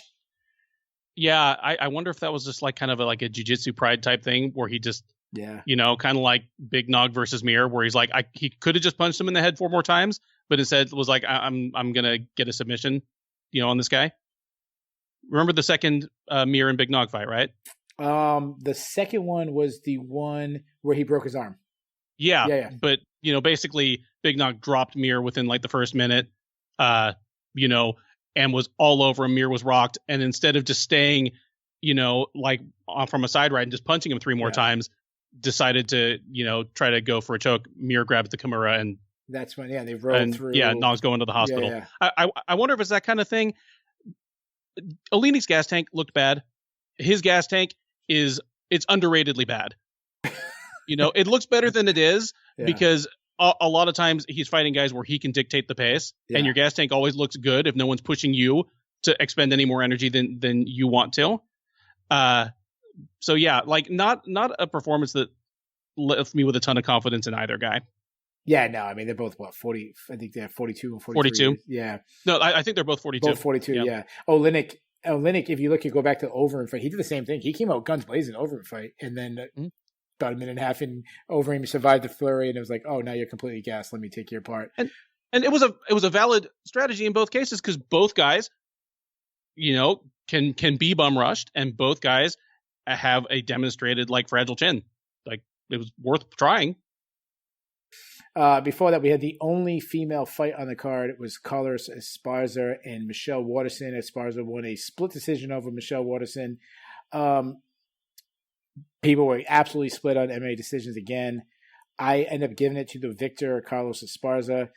The commentators, this is the only fight I thought the commentators were really bad because they made it seem like Michelle Waterson was teeing off on Carlos Esparza and was like running away with this fight. And I tweeted out like 3 times, like 3 or 4 times, like this fight is a lot closer than they're making it sound like. And I thought Carlos Esparza stole the first round at the end, and I thought she stole the third round, and that's how I gave it to her. But to me, and I don't want to spend too much on this fight because I don't think it was that good of a fight. I felt like neither fighter was doing what they needed to do to win. And what I mean by that is, first of all, Carlos Esparza was shooting like the fight was still in Brooklyn. Like she was shooting takedowns from so far away. But then the couple times she got into the range she wanted, and this is actually the time I thought the commentary did really well, she'd throw one punch and then get out. It's like, you've been working all this time to get in that range, and then you get out. And to me, Michelle Waterson she was backing up. Like, you can't back up the whole time, and it just looks bad when, even though Sparza's punching at air and shooting from distance, it still looks better than you backing up and doing it. You're not, I've said this for a long time, that Dominic Cruz got a lot of credit for making people miss but not landing. I actually thought that's why he won the TJ Dillashaw fight. He made Dillashaw miss a lot, but actually didn't land offense. It's kind of like a wrestler who, like, in wrestling, you could sprawl and stop a takedown, but you don't get any points unless you get your own takedowns. Right. That's how I felt. And I felt the same way with Waterson. Like, you're making her miss, but you're not landing yourself. So I felt neither fighter really tried to take the fight. So how did you feel about the fight, and who'd you score for? It wasn't a great fight. I didn't even really formally score it, but I thought I gave Waterson 2 rounds. I was mostly just furious at the end. I mean, anytime you have a card with a 30-27 going one way and a 27-30 going the other, at least one of the judges is a fucking idiot, if not two. And were they hanging out with Keith Peterson early? Were they drinking with Keith Peterson? No, that's not even the point. Like, I can judge a fight drunk. Like, what's their problem? Like, I usually am, right? If you gave all 3 rounds to either of those women, it's not that you're drunk. It's that, like, were you even watching? I don't really get it. Well, this is the only thing I'll say about that. Sorry to interrupt you. No, go ahead. The rounds were close, so I'm actually okay with it being 30-27 both. Because I thought the second round was Waterson won, so that's why But if all 3 rounds are close, I could see 2 people watching them and like, oh, it's really close. I could get to either one, and then just one person picks 3 for one, and one picks 3 for the other. But like, as long as they're like, yeah, that round could have went either way, and they just happened to lean one side, then they would have leaned on. Then I'm okay with that. Does that make sense? Yeah, I mean, I would have to rewatch it, and frankly, I'm not going to rewatch it. Yeah, don't.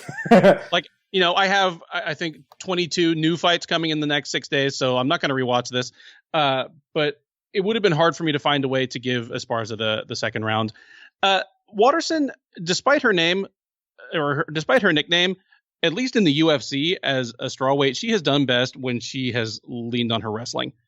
Yeah, right. Like she's enough of an athlete and is well schooled enough that she can out wrestle bigger, stronger women. And Felice that's Herrig. kind of when Felice Herrig she did too. Felice Herrig. Courtney Casey.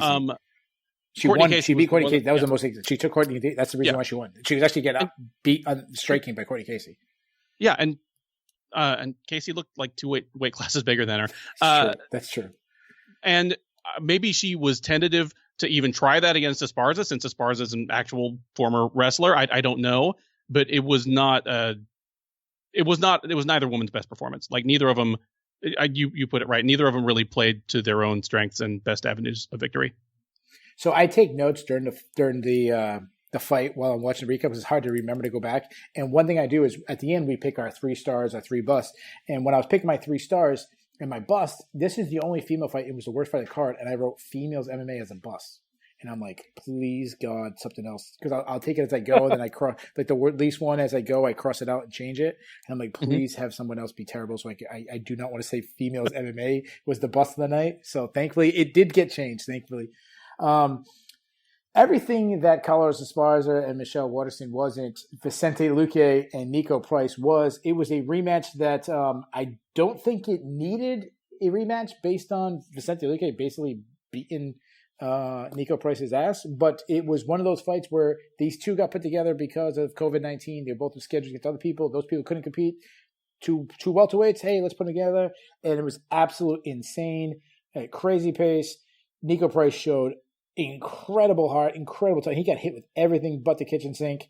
I was impressed with his cardio in this. Like he put a pace on Vicente Luque. The big difference between this fight and the first fight, why it was so different, and why it was so competitive. Nico Price in the first fight, I don't know if you remember the first fight, he fought on his back foot and he was trying to do this like out kickboxing game. And it was like the one time in his career where he like looked like he had a strategy. And some guys, you can't have a strategy. Like, you live by the sword, you buy a sword, get in a brawl, see what happens. This time he's threw the strategy out. I'm going to do the most insane thing ever, stand in the pocket and throw down with Vicente Luque. And up until he got knocked out, it was pretty damn. Like, I had it 1 run going into the 3rd round. Like, Vicente Luque is just, God, he's so much fun. He has that high guard. He just walks through punches, throws precision. He lands incredible shots. I retweeted out, is this the fight of the year leader? And then it didn't even get fight of the night. So that's how good this card was. It was my fight of the night.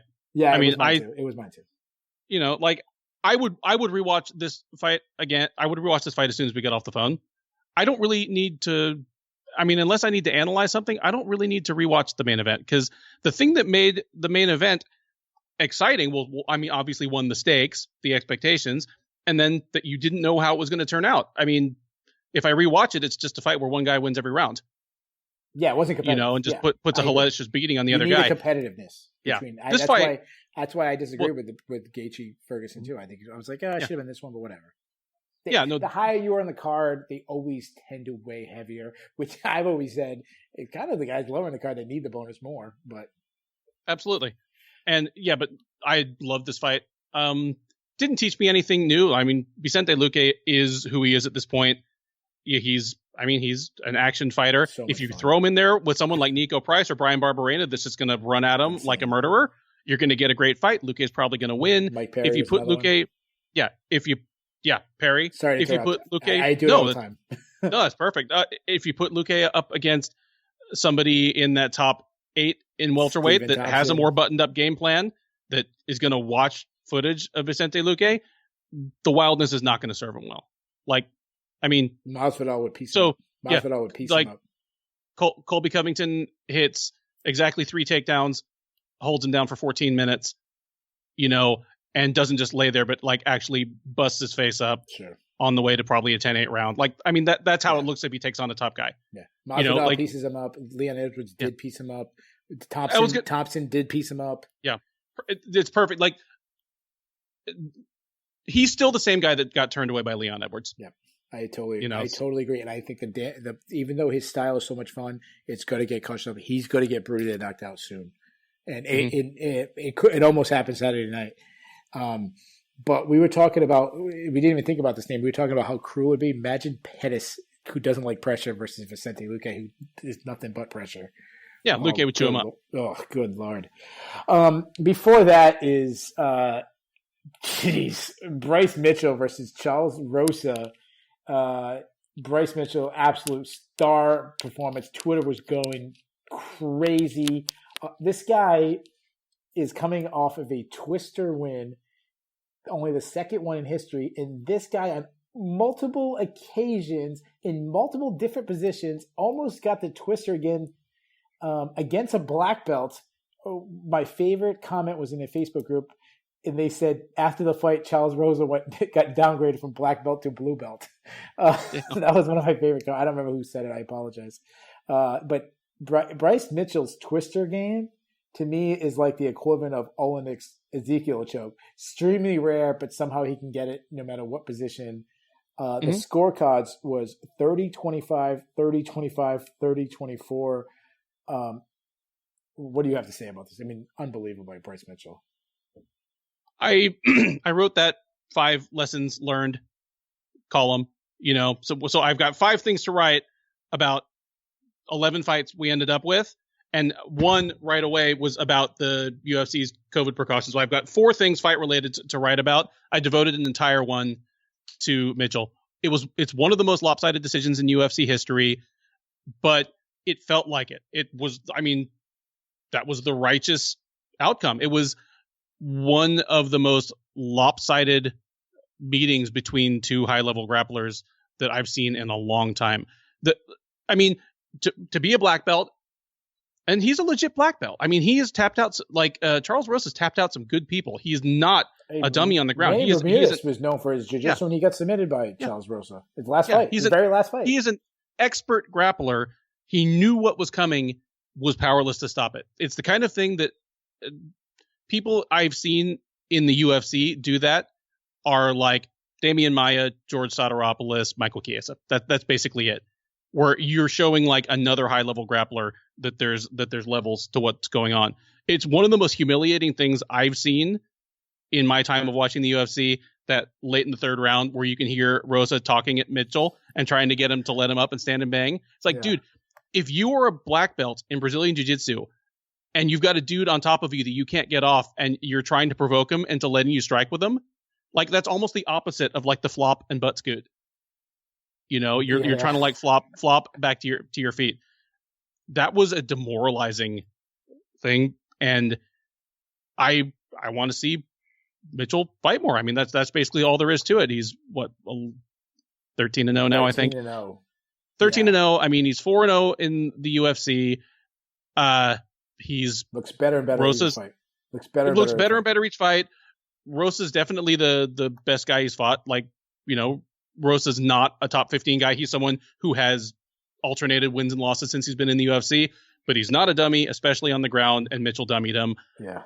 I would be happy to see Mitchell against kind of that 11 through 15 guy, because once you get above that in featherweight, you're talking about a real shark tank. But give me a guy that's just kind of on the come up like he is, or just, falling off and on his way down. But give me an 11 through 15 ranked guy for Mitchell. Yeah. So there's a lot to unwrap there. I think it was you who wrote it in your column. Bryce Mitchell somehow, in a decision win, looked better than coming off the submission of the year, once in a lifetime Twister submission. That to me is incredible right there. The fact that Dana White had to call Reebok, which I don't know why he didn't call Reebok, or had to get this guy his camo shorts. But he's next time he's going to get camo shorts. I think the Bryce Mitchell camo shorts will sell really high. I love that. So I felt like Justin Gaethje, Tony Ferguson, that needed the crowd. Like you needed the crowd. You needed the huge oohs and ahs, the Nico Price oohs and ahs this is the one fight that I was happy there was no crowd for two reasons. One, so you could hear Charles Rosa comments to basically calling like, "Let me up on my feet," like begging. You're a black belt and not only your black belt, but you said on Twitter, if he takes it to the ground, I'm going to rip his arm off. And you were the one almost getting your arm ripped off many times.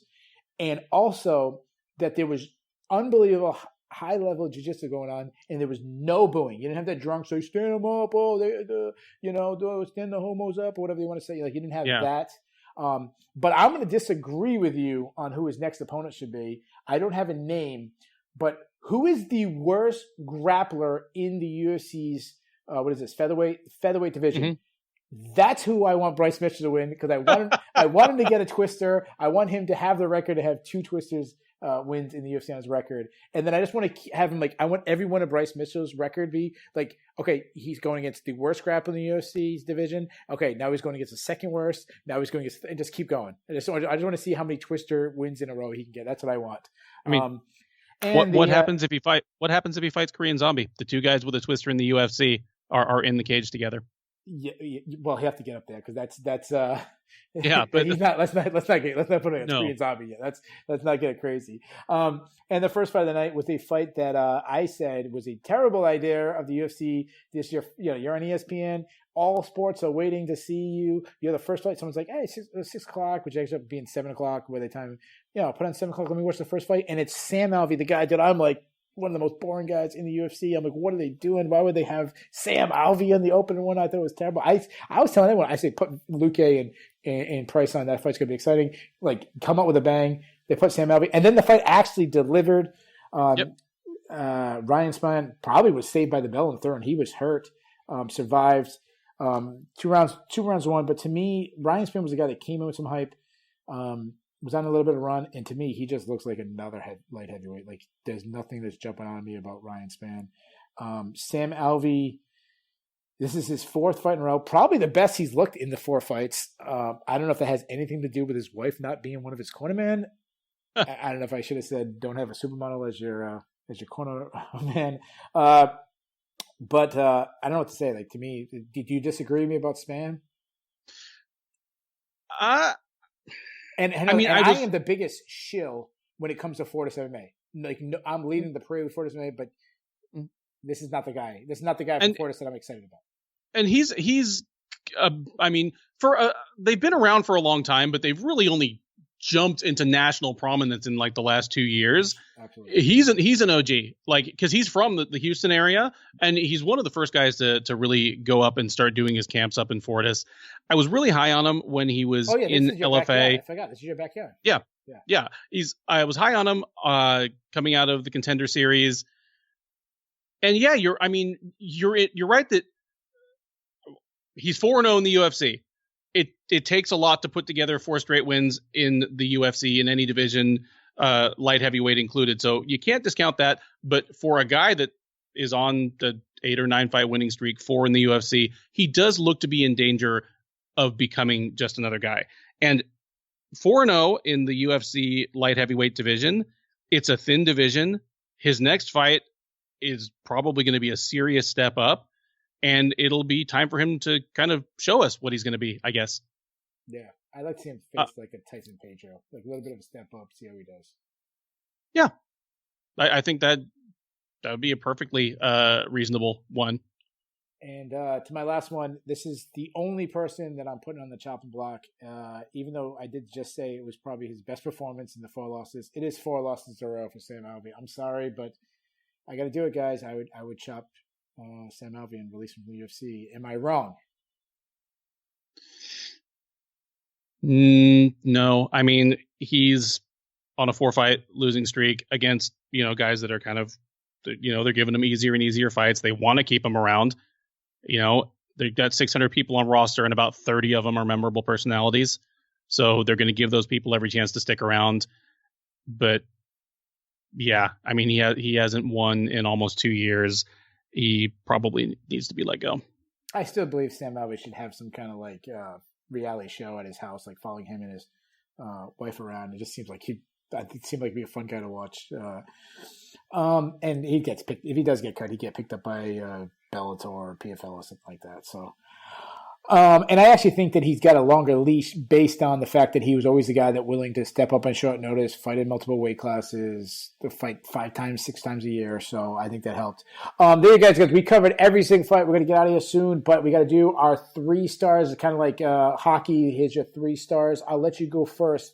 3, 2, 1. Like 1 being the top one? Yeah. Like you know how they do in hockey? Like yeah. All right. 3 is going to be, man, it's tight. There's like 3 and then a huge gulf before everyone else. Yeah. I had a hard time coming up with 3, but yeah. Yeah. 3, I'm going to go Henry Cejudo. I mean, he and Justin Gaethje, we sure. started saying this off the top. They both did a lot of the same things, but Gaethje did it against a fighter who was a better fighter at this point and more of a known quantity. So Cejudo's number 3. Fantastic adjustments, made a legacy statement, and then fake retired. Number 2, I'm going to go Bryce Mitchell. For all the reasons already discussed. Yeah. And number 1 will be Justin Gaethje. Okay. Yep. Where our list is extremely close. Bryce Mitchell is my number 3. We already just talked about how incredible that was. My number 2, he got a 20-second knockout. I got to put Francis Ngannou in there, and the only reason why Cejudo did not make my list is the stoppage kind of overshadowed some things. So my number 1 guy, when you win a UFC title in your first pay-per-view main event in where the whole world is probably a bigger crowd than you used to getting it, the whole world's been waiting for sports to come back, and you're the headline now on ESPN. It's got to be Justin Gaethje. So let's flip it up. Let's see who are the 3 guys that 3 busts of the night. Same thing. 3 being the third. Like number 1 being the worst bust. Who had the worst night? Bad. Okay. And this one, it doesn't. I'm gonna think mine's gonna be a little out of the box. So. Okay. Number 3, I'm going to go Yorgan de Castro. You were winning the fight.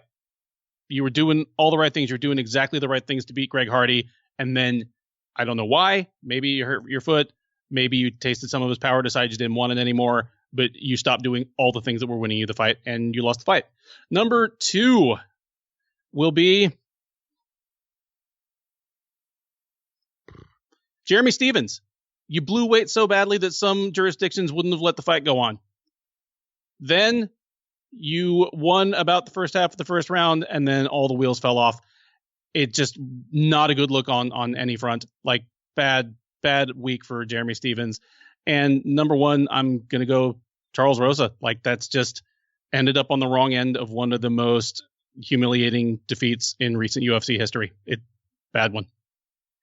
Yeah, actually, everyone you had on the list was close to my list. My number 3, Fabricio Verdum. We've been waiting for you to return for 2 years, and you got beat by Alexei Oleinik. Not a good sign. And my number 2 is also Jeremy Stephens. Missed weight by 5 pounds.